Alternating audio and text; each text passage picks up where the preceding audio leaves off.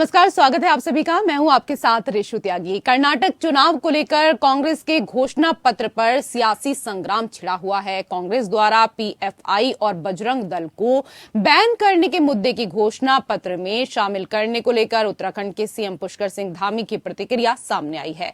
शुक्रवार को सीएम धामी ने कहा, कर्नाटक में कांग्रेस ने जिस तरह बजरंग बली का बहिष्कार और हनुमान भक्तों को आस्था पर चोट पहुंचाने का कार्य किया है, वो उनकी तुष्टीकरण की नीति को स्पष्ट दर्शाता है।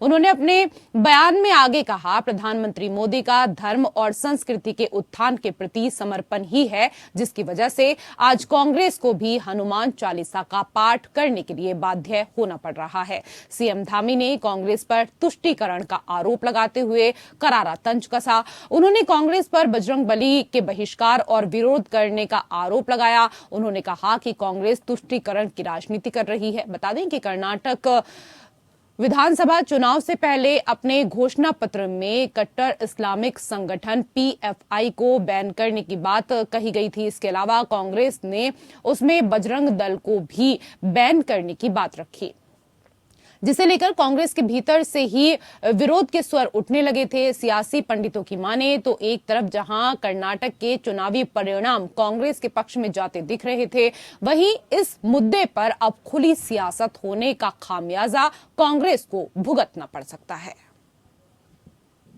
कर्नाटका में उन्होंने जिस प्रकार से बजरंगबली का बहिष्कार और विरोध की बात करी थी, वो निश्चित रूप से कहीं ना कहीं उनकी जो तुष्टीकरण की नीति है, एक वर्ग विशेष का वोट लेने की जो हमेशा से कांग्रेस ने किया है देश की आज़ादी के बाद से, वो काम उन्होंने शुरू किया था। और मोदी जी का नेतृत्व ऐसा है कि उनके नेतृत्व में कोई मंदिर जाने के लिए बाध्य हो रहा है जो कभी मंदिर नहीं जाते थे, कोई गंगा जी में जाने के लिए बाध्य हो रहा है, कोई धार्मिक स्थलों की बात कर रहा है।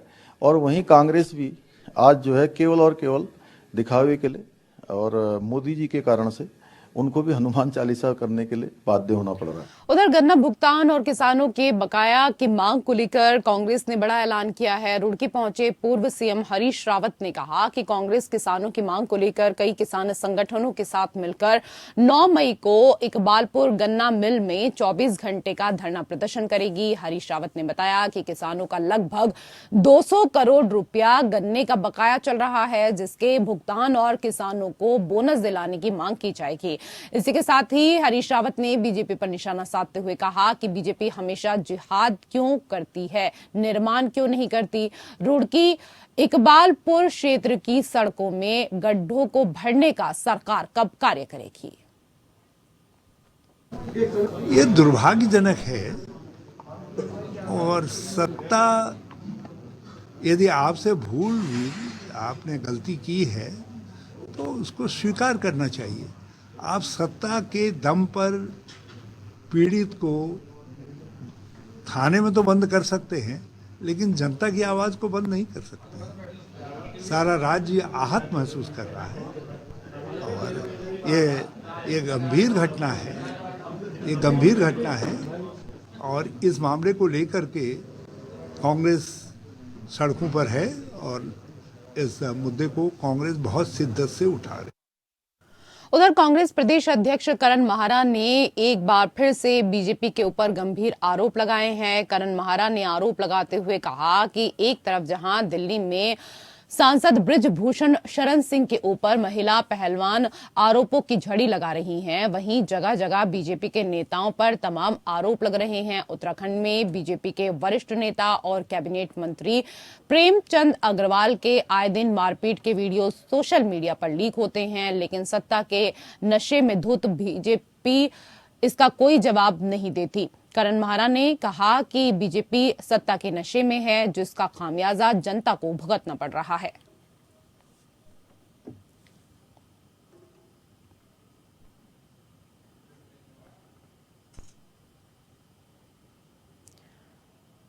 तो बीजेपी पर जमकर निशाना साधते हुए इस दौरान नजर आए करण महारा और उन्होंने कई गंभीर आरोप लगाए। उन्होंने कहा कि बीजेपी सत्ता के नशे में पूरी तरीके से मदहोश है। इसके साथ ही उन्होंने प्रेमचंद अग्रवाल को लेकर भी चर्चा की। उन्होंने कहा कि प्रेमचंद अग्रवाल के आए दिन मारपीट के वीडियो सोशल मीडिया पर लीक होते रहते हैं, लेकिन सत्ते के नशा में चूर भारतीय जनता पार्टी इसका कोई जवाब नहीं देती है। भारतीय जनता पार्टी है, जनता ने भी बहुत ज्यादा मैंडेट दिया है तो थोड़ा तो भुगतना ही पड़ेगा। एक मंत्री के ऊपर स्वर्ण पदक विजेता जो है वो यौन आरोप लगा रहे हैं कि यौन उत्पीड़न के आरोप लगा रहे हैं।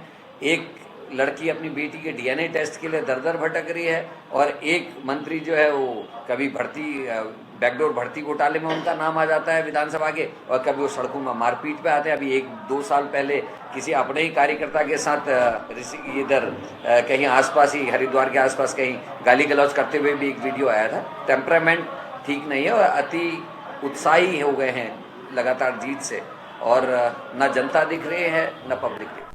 उधर उत्तराखंड में सरकारी जमीनों पर बनी मजारों को तोड़ने की कार्रवाई के बीच कांग्रेस अब बीजेपी सरकार पर हमलावर हो गई है। कांग्रेस के राष्ट्रीय प्रवक्ता आचार्य प्रमोद कृष्णन ने राज्य सरकार पर आरोप लगाते हुए कहा है कि अपनी विफलताओं को छुपाने के लिए सरकार इस तरह के कार्य कर रही है। चारधाम यात्रा की तैयारियों और जोशीमठ पुनर्निर्माण जैसे मुद्दे पर विफल बीजेपी सरकार इस तरह की कार्रवाई करके जनता का ध्यान बांट रही है। वहीं अखाड़ा परिषद अध्यक्ष महंत रविंद्रपुरी ने राज्य सरकार के इस कदम का जोरदार स्वागत करते हुए दूसरे प्रदेशों को सीएम धामी से सबक लेने की बात कही है।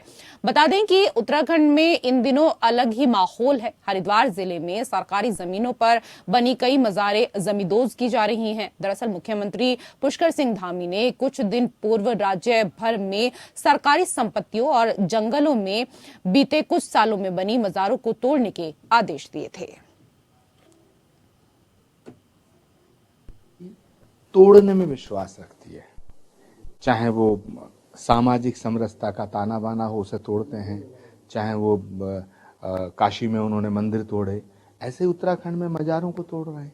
लेकिन अगर सरकार को ये जरूरी लगता है कि तोड़ फोड़ से ही उत्तराखंड का विकास होगा तो ठीक है, तोड़िए, आपके हाथ में सत्ता है, आप जो मर्जी करिए।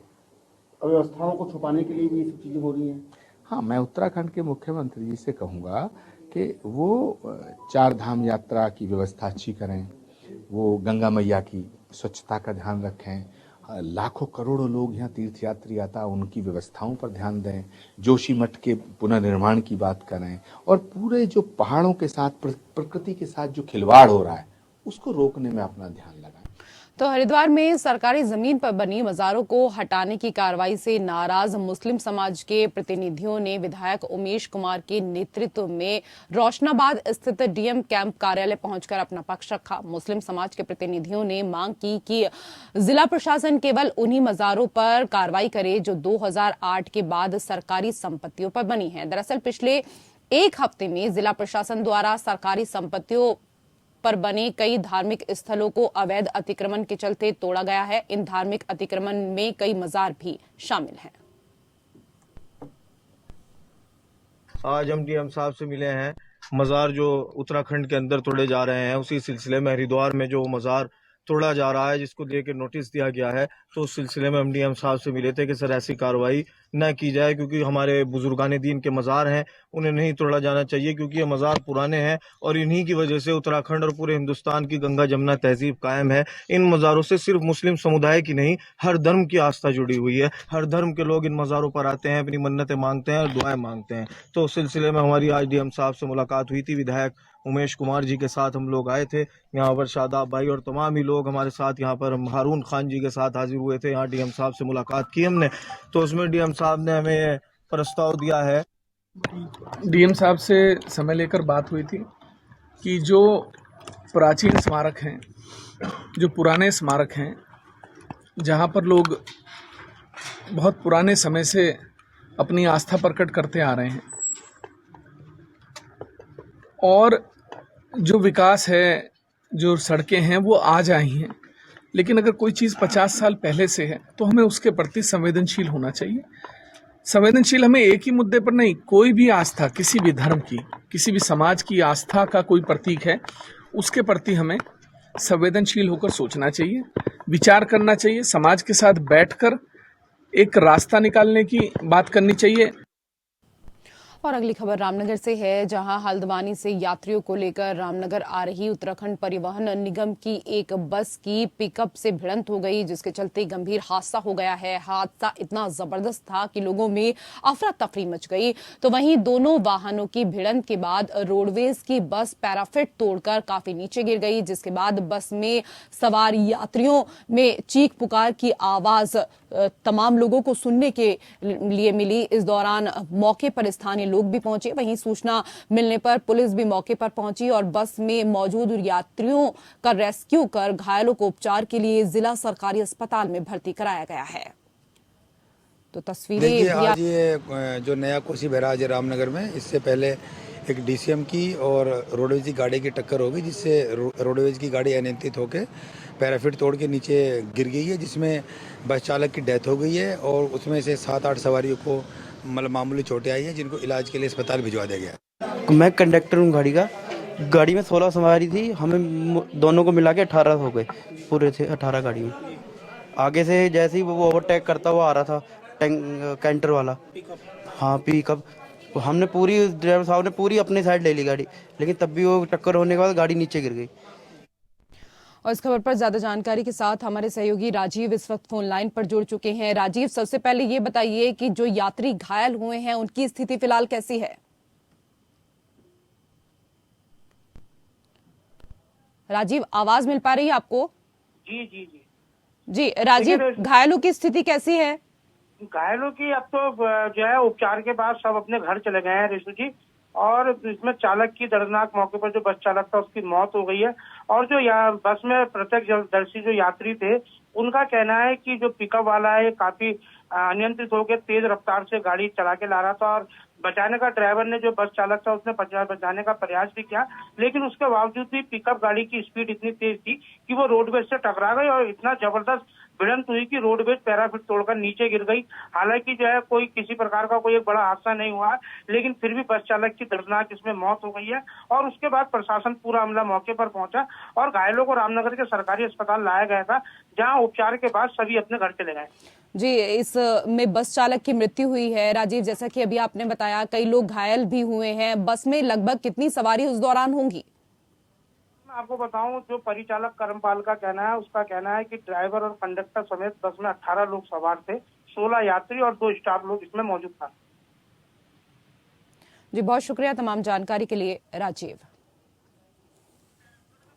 उत्तराखंड विद्यालय शिक्षा परिषद बोर्ड की 10वीं और 12वीं की परीक्षाओं के मूल्यांकन के कार्य के बाद अब बोर्ड रिजल्ट घोषित करने की तैयारियों में जुटा हुआ है। बता दें कि उत्तराखंड बोर्ड 10वीं और 12वीं का परीक्षा परिणाम मई के अंतिम सप्ताह तक घोषित कर सकता है। इस बार हाई स्कूल में जहां 1,32,115 परीक्षार्थी शामिल हुए थे, तो वहीं 12वीं में 1,27,324 परीक्षार्थियों ने परीक्षा दी थी। रिजल्ट को लेकर जानकारी देते हुए उत्तराखंड बोर्ड के अपर सचिव ब्रजमोहन सिंह रावत ने बताया कि हमने हमारी पूरी तैयारी की है और हम अपना परीक्षा परिणाम मई महीने की अंतिम तिथि तक घोषित कर देंगे, जिसके लिए हमारा कार्य गतिमान है। परिषदीय परीक्षाओं का मूल्यांकन यथा समय पूर्ण किया जा चुका है। उससे संबंधित डाटा जो है वो परिषद कार्यालय को प्राप्त हो गया है। उसे डाटा चेक किया जा रहा है और हमारा संपूर्ण प्रयास होगा कि इस माह के अंत तक जो है हम यथासंभव जो है परीक्षाफल को।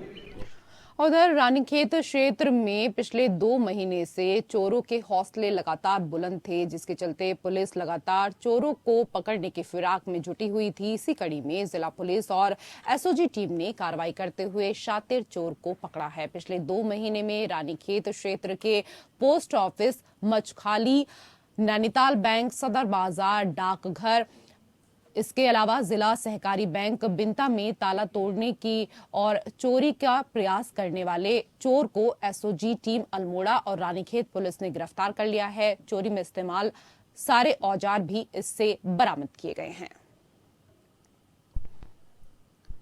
तो कोतवाली रानीखेत, देखिए 1 महीने से नहीं है, कई महीने से था। सबसे पहले कोसी भी बाद में किया, पहले मचखाली पे इसने अटेम्प्ट किया था। वहां से एक पोस्ट ऑफिस से एक बॉक्स उठा के ले गया था, उसमें कुछ मिला नहीं था। फिर उसके बाद फिर कोसी में किया इसने, कोसी के बाद फिर हमारे रानीखेत नैनीताल बैंक में किया, उसके बाद में HDFC का इसने ATM उखाड़ा, उसको ले जा नहीं पाया। उसके बाद फिर ये बिनता में किया। तो लगातार ऐसी घटनाएं हो रही थी, हम लोग खुद परेशान हो गए थे कि ये बार बार घटनाएं हो रही हैं। तो इसी का संज्ञान लेते हुए SSP महोदया द्वारा इसमें टीम गठित की गई, जिसका खुद अपने आप मॉनिटरिंग स्वयं कर रही थी और यहाँ पे मैं इन टीमों को गाइड कर रहा था। तो उसमें लगातार हम लोग, मामला इतना गंभीर हो गया था, लगातार घटनाएं हो रही थी। तो SSP ने इसके लिए बकायदा एक टीम गठित की थी, क्योंकि लगातार इस तरह की जो घटनाएं हैं वो बार बार देखने को मिल रही थी। कोतवाली रानीखेत से मिली जानकारी के अनुसार विगत दिनों जनपद अल्मोड़ा के कोतवाली अल्मोड़ा, कोतवाली रानीखेत, थाना द्वाराहाट और अन्य थाना क्षेत्रों में अज्ञात नकाबपोश व्यक्ति द्वारा बैंकों, पोस्ट ऑफिस, बैंक, ATM में ताले तोड़कर चोरी का प्रयास करने की घटनाओं को अंजाम दिया गया था। बहरहाल अभियुक्त के खिलाफ आवश्यक विधिक कार्रवाई की जा रही है।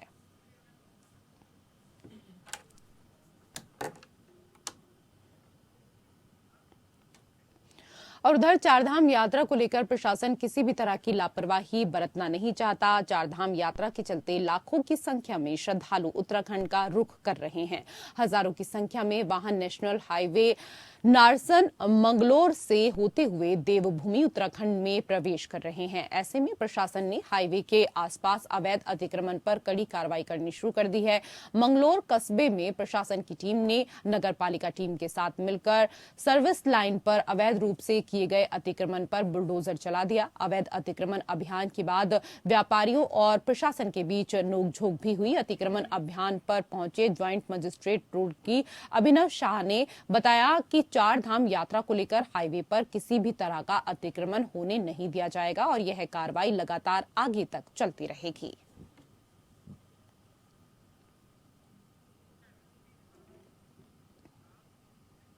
उधर पौड़ी जनपद के रिखणी खाल धुमाकोट क्षेत्र में बाघ का आतंक खत्म होने का नाम नहीं ले रहा है, जिससे ग्रामीण दहशत के माहौल में जीने के लिए मजबूर हैं। ग्रामीणों द्वारा बताया गया कि क्षेत्र में 2 लोगों को बाघ ने अपना निवाला बना दिया और समय समय पर बाघ उनके घरों के आसपास घूमता हुआ नजर आता है, जिससे उनका घर से बाहर निकलना भी मुश्किल हो रहा है।